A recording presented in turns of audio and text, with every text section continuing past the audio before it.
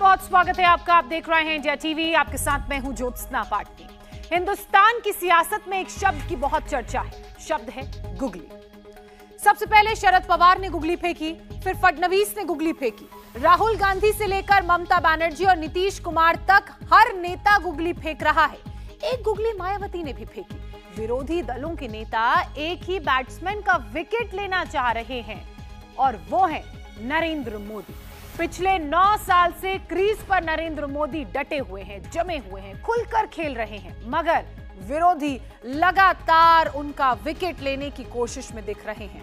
आपको बता दें कि विरोधियों को 24 में पिच टर्न होती हुई नजर आ रही है। क्या सियासत की टर्निंग पिच पर मोदी बीट होंगे या उनका स्ट्राइक रेट और बढ़ने वाला है?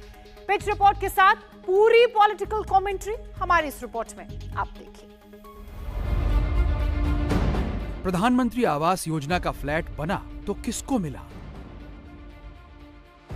अलमा बेगम को मिला, रानी खान को मिला, अंजुम परवीन को मिला, शकील अब्बास को मिला, जाहिरा फातिमा को मिला। प्रयागराज के लूकरगंज में उत्तर प्रदेश के मुख्यमंत्री योगी आदित्यनाथ ने 76 लाभार्थियों को फ्लैट की चाबी दी। जिस जमीन पर ये घर बने हैं वो जमीन माफिया अतीक अहमद के कब्जे में थी। योगी ने कब्जे की जमीन खाली कराई, माफिया को बेदखल किया और 1.5 साल के अंदर अंदर वहां गरीबों के लिए घर बनवा दिए। क्या नाम है आपका? रानी खान। इससे पहले आप कैसे रहती थी, कहाँ रहती थी? रहते थे हम।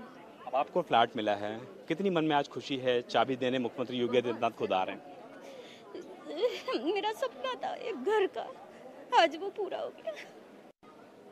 सीएम योगी के लिए, पीएम मोदी के लिए कुछ कहना चाहेंगी? अगर वो इस साल हैं तब ये मुमकिन हो पाया, शायद मेरा कभी मकान नहीं हो पाता। आपको पता है कि ये जमीन पहले माफिया अतीक अहमद की हुआ करती थी, सरकार ने जमीन लिया। नहीं, इससे मुझे कोई मतलब नहीं। जमीन किसकी है? मुझे घर मिला, योगी जी ने दिया, बस काफी है। क्या नाम है आपका? अंजुम परवीन। कितना किराया पहले जाता था आपका?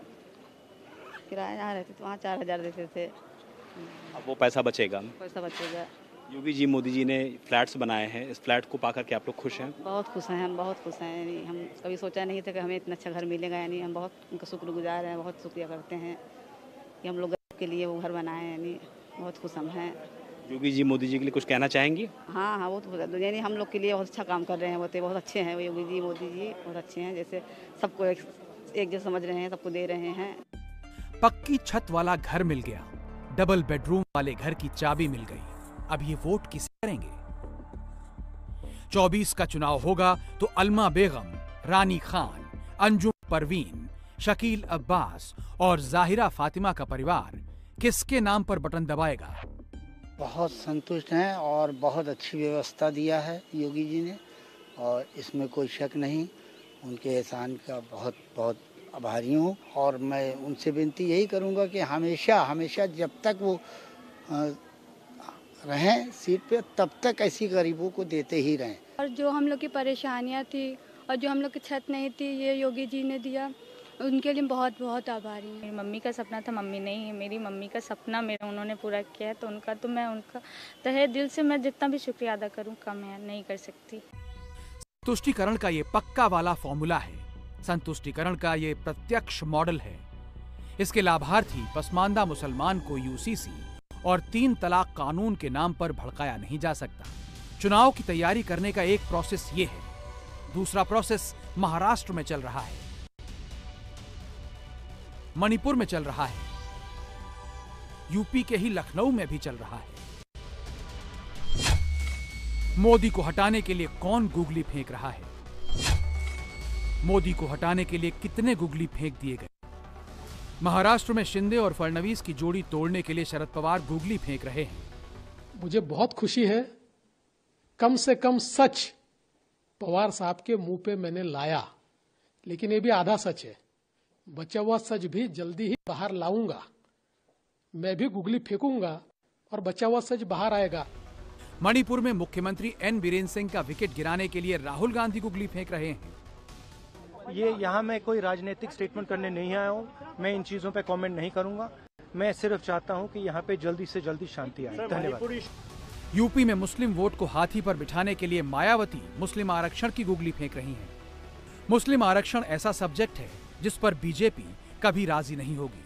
प्रैक्टिकल अप्रोच भले ही अलग हो, थियरी में मोदी की पार्टी मुस्लिम आरक्षण को ना ही बोलेगी।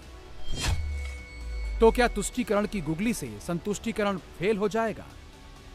सियासी गुगली से विकेट किसी का भी गिरे, क्या नुकसान नरेंद्र मोदी का है या मोदी गुगली पर भी सिक्स मारेंगे?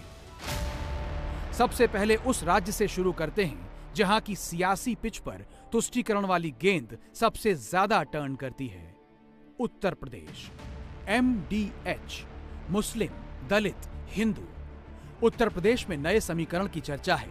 करीब 4 साल बाद मायावती यूपी पॉलिटिक्स के सेंटर स्टेज पर आई हैं। मायावती का MDH कार्ड मोदी को गद्दी से उतारने के लिए है या मोदी को तीसरी बार गद्दी पर बिठाने के लिए? मायावती ने मुस्लिम आरक्षण की डिमांड करके अपने लिए लोकसभा की सीटें रिजर्व कराने की सोची है। मायावती ने बैक टू बैक 2 ट्वीट किए। पहले ट्वीट में नरेंद्र मोदी की तारीफ की, दूसरे ट्वीट में मायावती ने मुस्लिम आरक्षण की डिमांड कर दी। 20% मुस्लिम वोट यूपी में सबके टारगेट पर है। मायावती, अखिलेश, राहुल गांधी और असदुद्दीन ओवैसी उत्तर प्रदेश में मुस्लिम वोट के 4 पुराने दावेदार हैं। मुस्लिम वोट पर एक दावा नरेंद्र मोदी का भी है। मुस्लिम वोट का मैग्नेट लगाकर मोदी मुस्लिम समुदाय के सबसे बड़े चंक को अपनी तरफ खींचने की कोशिश कर रहे हैं। प्रयागराज का सैंपल आपने देखा। डायरेक्ट बेनिफिट का ये मैग्नेट बहुत शक्तिशाली है।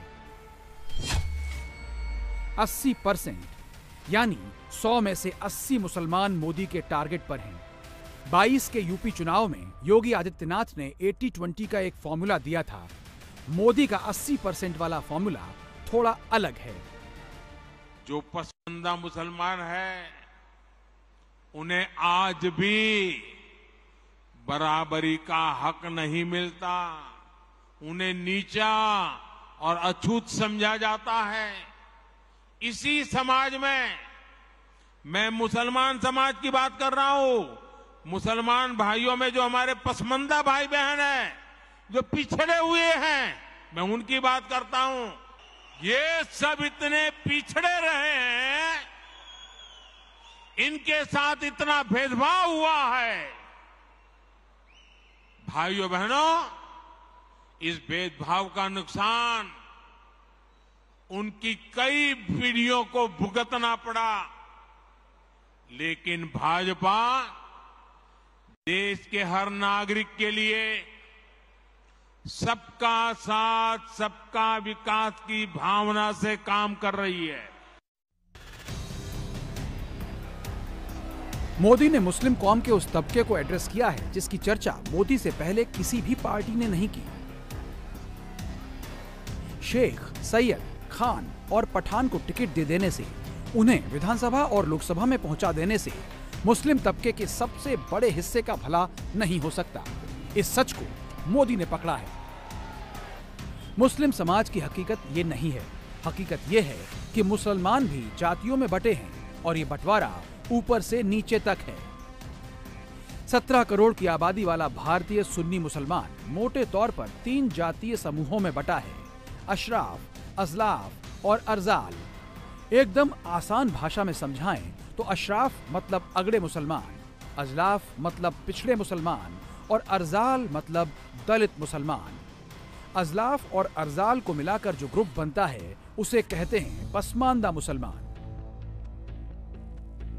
80 से 85% सुन्नी मुसलमान पिछड़े और दलित वर्ग यानी पसमानदा समुदाय से ताल्लुक रखते हैं। मोदी उन्हीं की बात करते हैं। वैसे तो देश के सभी राज्यों में जहां भी मुसलमान हैं, हर जगह पसमानदा हैं, लेकिन 5 राज्यों यूपी, बिहार, झारखंड, बंगाल और असम में इनकी संख्या ज्यादा है।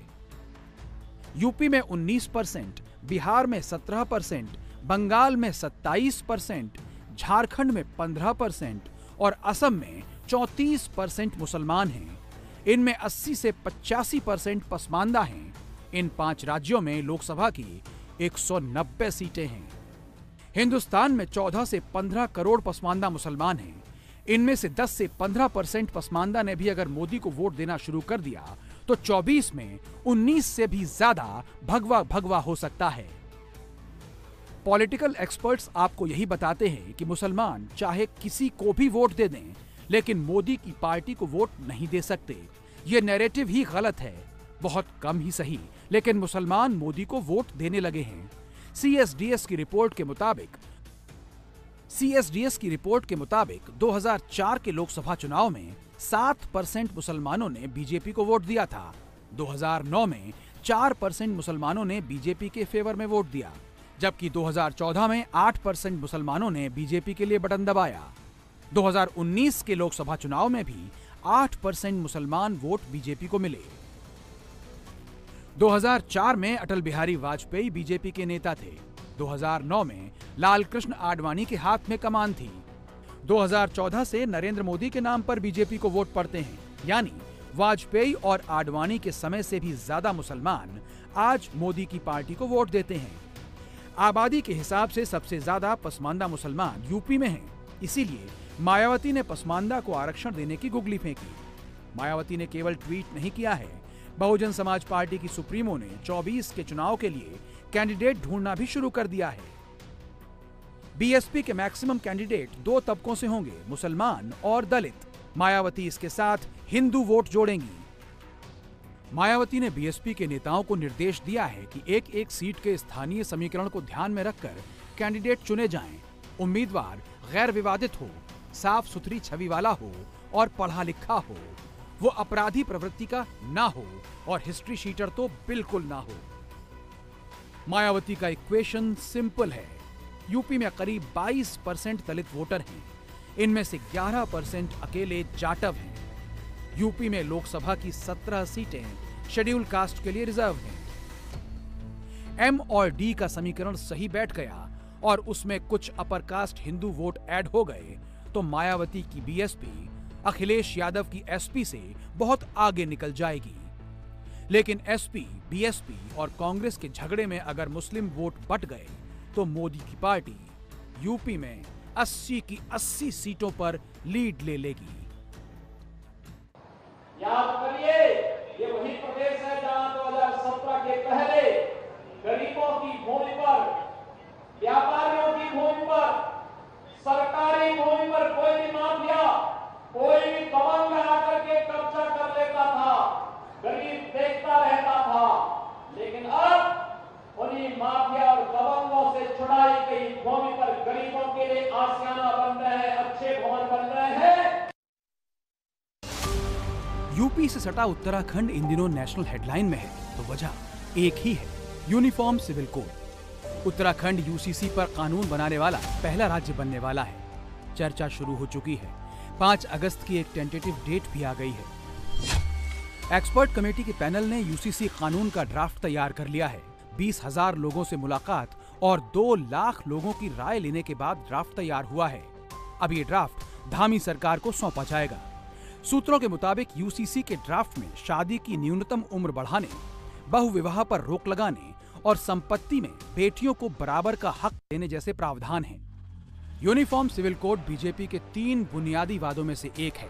370 और राम मंदिर का वादा पूरा हो चुका है। यूसीसी आने वाला है। अब आपको ले चलते हैं राजस्थान, वो राज्य जहां बीजेपी 100% के स्ट्राइक रेट पर चल रही है। राजस्थान का सियासी मिजाज यूपी बिहार से अलग है। वहां ध्रुवीकरण उस तरह से नहीं होता जैसे यूपी में होता है। राजस्थान में अगले 9 महीने में 2 चुनाव हैं। पहली बार राजस्थान चुनाव में भी हिंदू मुसलमान हो रहा है। होम मिनिस्टर अमित शाह ने उदयपुर में पब्लिक मीटिंग की। मौका मोदी सरकार के 9 साल पूरे होने का था, मगर अमित शाह ने कन्हैयालाल मर्डर केस का जिक्र छेड़ दिया। आपको पहले शर्म आनी चाहिए। माताओं, भाइयों, बहनों, बताओ कन्हैयालाल को सुरक्षा किसने नहीं दी? मर गया तब तक किसकी पुलिस चुप रही? अरे आप तो पकड़ना भी नहीं चाहते थे, एनआईए ने पकड़ा।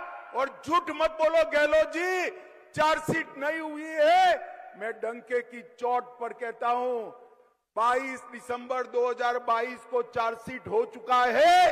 स्पेशल कोर्ट बनाने का काम आपका है, जिससे जल्द सजा दी जाए राजस्थान सरकार हाई कोर्ट को भरोसे में लेकर स्पेशल कोर्ट नहीं बनाती है, न तो आज तक कन्हैया लाल के दोषियों को फांसी पर लटका चुके होते। मित्रों, लटका चुके। विरोधी पार्टियों के नेता अक्सर ये कह देते हैं कि बीजेपी सिर्फ बांटने वाले काम करती है, यूसीसी भी उन्हें बांटने वाला लगता है। पसमानदा का जिक्र कर देने से वो नाराज हो जाते हैं और कन्हैयालाल मर्डर केस की बातें होने पर अपने कान बंद कर लेते हैं। लेकिन किसी सच को नकार देने से सच बदल नहीं जाता, सच तो सच ही रहे। इंडिया टीवी हर वक्त हर जगह डाउनलोड करने के लिए सर्च करें India TV news Google play store या ऐप स्टोर पर।